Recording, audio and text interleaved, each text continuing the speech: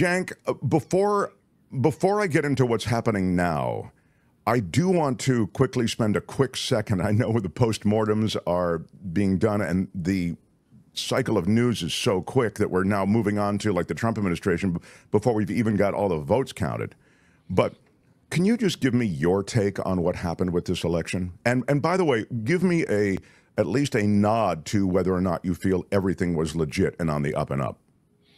Yeah, definitely legit. I mean, look, the Republicans always do cheating around the edges, and it's super frustrating getting rid of voter rolls in Democratic areas, less voting machines in Democratic areas, you know, a little bit of voter intimidation around the edges, etc. And what Elon Musk did in that, you know, giving away the lottery of $1 million a day is basically paying people to register and eventually vote. And he had a litmus test so that it basically was just Republicans. So in a normal, sane world, that's illegal and there would be consequences. But that ship has sailed. There are no consequences left ever for anyone in the Trump administration, and certainly for Trump, and certainly for Elon. But those did not affect the outcome of the election. They didn't even come close to affecting the outcome of the election. We lost the swing states pretty significantly. Look, these days, pretty significantly means like 1.5 points to 5 points. It's not like, you know, like the Republicans painted as like it was some sort of 48 state mandate. It wasn't, right? They're so ecstatic that they won the popular vote for the first time in 20 years, which tells you maybe not the majority party, maybe not, right? Like it's damning with faint praise. But at the same time, now to get to the core of your question, Mark, so what did go wrong and why did we lose? Because if we're not honest about it and we don't get it right in our analysis here, we're going to make the same mistake again and again. And next time we might lose to a smart fascist. And then, oh boy, batten down the hatches. And that one goes beyond brace for impact. Well, and we'll see what kind of damage Trump does, right? But in my opinion, Mark, there's three parts of the Democratic Party. What I would call the establishment Democrats. There's a lot of good folks in there who watch Morning Joe and The View and believe all the things that are said on cable news. They don't mean any harm. They're wonderful people. Unfortunately, the leaders of that group are some of the most damaging people in the Democratic Party, the ones that take all the donor money, do everything the donors want, and then tell you, hey, this is all we could do. There was nothing we could do. There was nothing we could do crowd. So that's the establishment Democrats. Now, the other camp is just usually referred to as progressives, but that's a misnomer. That camp is divided into two very different branches, right? And the good part of that branch gets thrown in with the bad part and smeared with the bad part, I think often on purpose. So there's among progressives, there's what people are now calling the identitarian left, the folks who do identity politics, the ones that trans ad that they ran at the end, considered one of the most successful political ads in history. And Mark, you might remember me getting into a lot of fights with leftists, the identitarian left, the et cetera folks, when I said, don't go that far. The American people are not going to like it, right? We have to protect trans rights. But that doesn't mean that they have the right to play in professional leagues. That doesn't mean that they have the right to free surgery, et cetera, right? If you go that far, it'll cost us, but nobody listen. Now, the last wing is the wing that I'm in, and you could say it's convenient, but the facts do bear it out. And that's what I've been screaming at the top of my head. Please go in that direction, because when you go in the other two directions, it's wall-to-wall losses. So the last part is the populist left. And those are the things that Bernie 2016 more than Bernie 2020. And that's when he was focusing on higher minimum wage, higher wages for all Americans, the average American, universal health care, lower drug prices, paid family leave. All of those proposals are the exact opposite of the other end of the progressive left. The progressive left, the identity politics folks, have the least popular proposals among the entire left-wing spectrum. But the populist left has the most popular. All of those economic policies poll at 2/3 or higher. So that's the direction we have to go. So if, let's just take it as a hypothetical, Kamala Harris, had come out and been more vocal about these issues to which you've referred, let's say, paid family leave and health care, I mean, single pay or whatever however you want to frame it. I do think the framing is quite important. And so to the framing, the Republicans then go, see, radical left want to spend us into oblivion, et cetera. They are so very effective at the framing. I'm not suggesting that you necessarily change your positions because you're worried about how they're going to frame it, but I am saying that you're in a messaging game. And clearly the messaging in this last election was abysmal on the part of Democrats. Yeah, so Mark, I think that those are two slightly different issues, and so and this is the most important part. It's actually not a hypothetical. It actually all happened within this campaign. So when Kamala Harris first came out, she actually had the economically populist positions that we loved, and the good news about us is we're over the top honest, and we're on tape. So you can go back to, like, if anybody's skeptical about it, go back to when Kamala Harris's first wins enough delegates to be the candidate, and she goes and proposes going after price gouging, which affects average Americans. Lower your prices, go after corporate power to do it, and housing prices. Go after corporate power, hold them in check, and make sure your housing prices are reasonable and affordable. And then she names Tim Walz. You watch me and Anna on the Young Turks going, yes, that's the correct strategy. I'm on tape saying brilliant strategy. And what happened?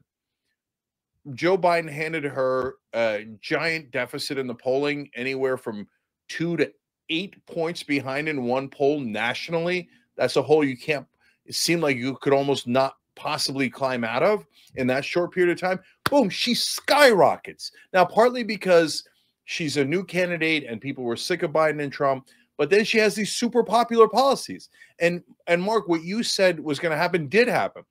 And it was a beautiful trap that I thought they were laying for them. I thought they knew what they were doing. I thought maybe it's David Plouffe, and he's, a brilliant strategist from the Obama years, et cetera, because the Republicans fell right into it. They were like, oh, I can't believe she's going after corporate America.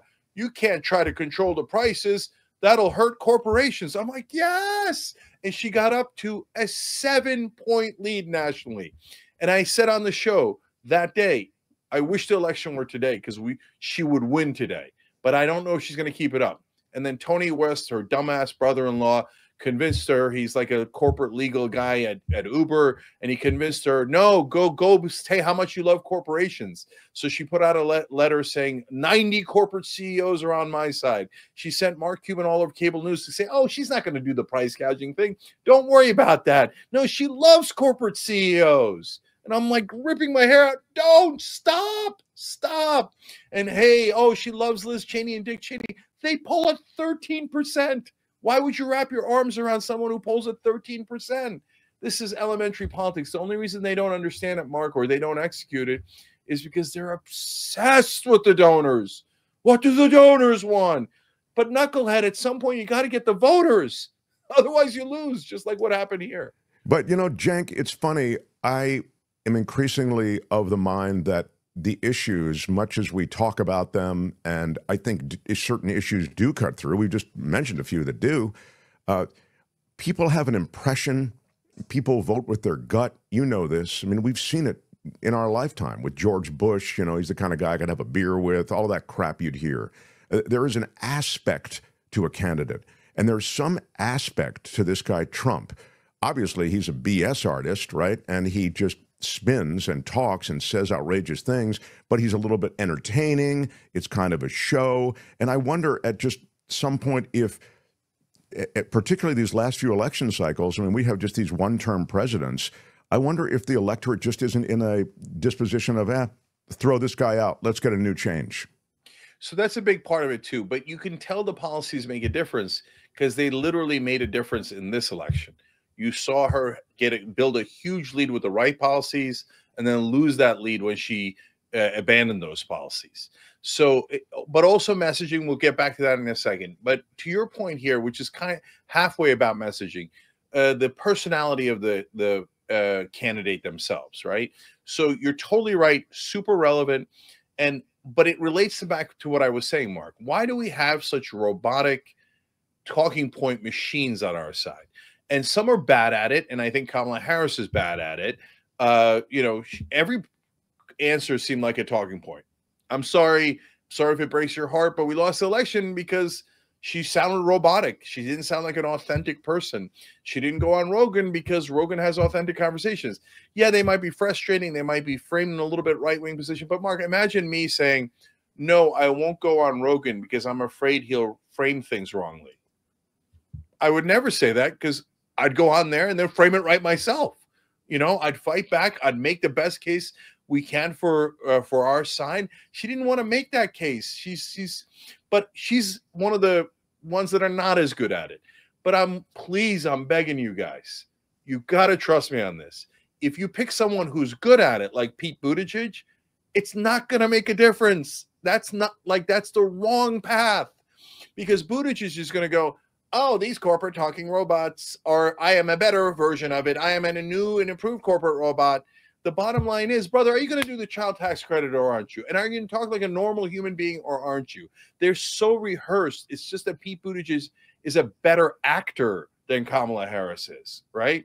Gavin Newsom is a better actor than Kamala Harris is. Trump is a lunatic oftentimes and is unhinged, but in his unhingedness, he accidentally comes across as authentic. He is authentically himself, which is problematic, right? But at least it's authentic. Even his lies. I mean, that's the great irony, right? He lies and lies and lies, but then he appears to be authentic because he's saying the lies in a way that is authentic. He looks like a real person. And I know that drives some people on our side crazy, but it's the reality. When they saw him at McDonald's, that was an amazing photo op. And our side tut-tutted and, oh, no, that's not right and that's not fair. But she couldn't handle that kind of photo op. What did the photo op she do? She went on Oprah, so surrounded herself with celebrities. But your problem is that you look like the elites. And when you surround yourself with celebrities, you buttress that view of yourself, which is negative. But they don't even realize that. Yeah, it's funny. I mean, after the fact, we say that, Cenk, but you know, celebrity endorsements matter. That's the reason celebrities are asked to endorse products and other things. So on some level, you're right. You can, again, look back in hindsight and go, yeah, it just seems like it's a bunch of liberal elites at a Springsteen concert. But you think it's not effective. So, no, it's mixed. So you're half right, Mark. So in my opinion. So, look, when Taylor Swift comes to endorse you, the correct answer is not no. It's yes. God, thank you. Love it. And she helped register a lot of people. Fantastic, right? Bruce Springsteen, beloved by a lot of people. Correct answer is yes, thank you. I'd love to have your endorsement. But do not surround yourself with them, right? So on Oprah, she's like Oprah and Meryl Streep and Julia Roberts and this and the other thing. And she's constantly with, Beyonce and Queen Latifah. I mean, Joy Reid is saying she ran a flawless campaign. First of all, how flawless could it be if she lost? Right. Okay. Right. And then secondly, she says she even got Queen Latifah's endorsement, and that's so hard. No one cares. No one cares about Queen Latifah's endorsement. I didn't hear that. That's pretty funny. Okay. So whereas what the Republicans did, and again, all of these we said at the time, when she did the Oprah one, we were on the Young Turks going, no. You look too elitist. Backpedal, get out of there, right? And at the RNC, we're sitting there going, man, Wiles, his campaign manager, now his chief of staff, Susie Wiles, running a brilliant convention. Why? An average person after average person, firefighter, accountant, dentist, dog walker. It was ordinary person extraordinary. And then you go to the DNC, celebrity after celebrity after celebrity. It's sending off the wrong message. There aren't that many celebrities or elites in the world. There are way more average folks. We've got that's a fascinating take. It's because I think if you look at the two conventions, and we'll move on from this, but I thought that the DNC was a fairly strong offering, and one of the reasons that it was strong was because they'd placed strategically various people to boost tune-in, I'm sure. And you're right. Gosh, you're also skipping over Hulk Hogan and the kind of clown show that was the R. It was very machismo. I know, but people love Hulk Hogan. Okay, I love Hulk Hogan. No, of course he's a lovable kind of cartoon character. I get it. Yeah, but I don't know. Politics, baby. I don't. Sure. I don't know. I'd have to go. I barely remember the conventions. I've lost them in my tears over the results of the election. Let me just quickly move on to where we are now, and then I'll let you go because I appreciate you spending a couple of minutes with us.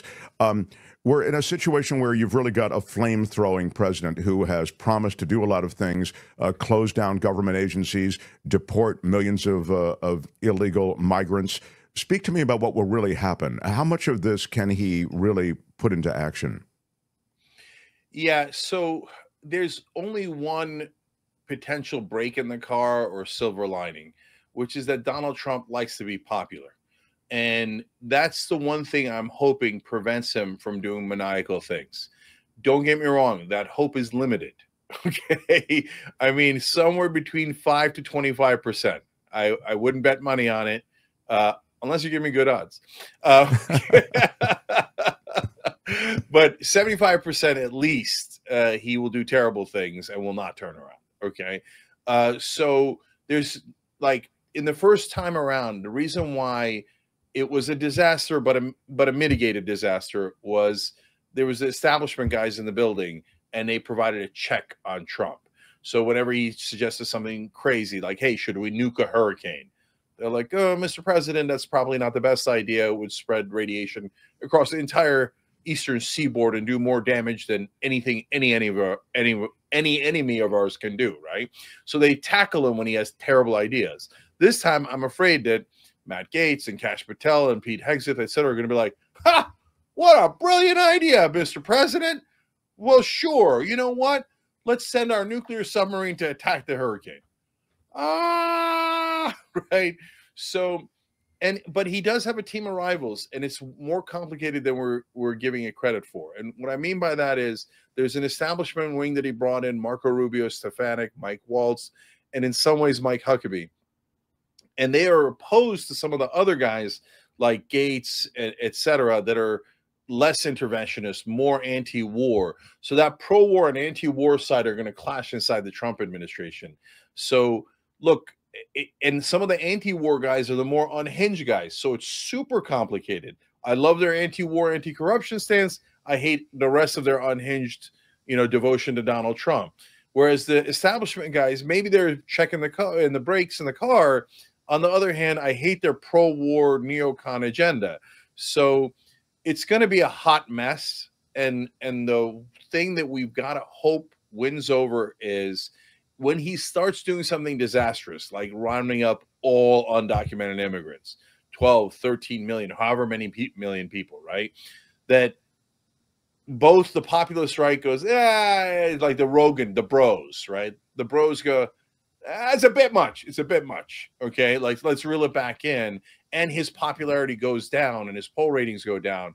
And he goes, oh, they liked it when I was deporting the criminals. But it turns out when I'm deporting their friend that runs the local diner that happens to be undocumented, they didn't like that. Okay, I'm going to retrench. I'm going to rethink it, right? That's your best hope. Yeah, I mean, I think as a practical matter, the economy will begin to crater, and you'll start to sort of see so many businesses and so many industries turned on their side. I mean, California will be decimated by removing all of these migrant workers who essentially are feeding that breadbasket that the rest of the nation eats from. So I know we're over our time. Love spending time with you. Hope you'll visit again. Check out TYT. Just awesome. I've been so impressed by the way you've kept it going for so long, and it's only getting better. Congratulations, my friend. Cenk Uygur, everybody. Yeah, Cenk Uygur. Hi, it's Mark, and I thought that was great. Hit the notification bell. You'll know whenever there's a new video being dropped, and please subscribe to our channel to help us save the universe.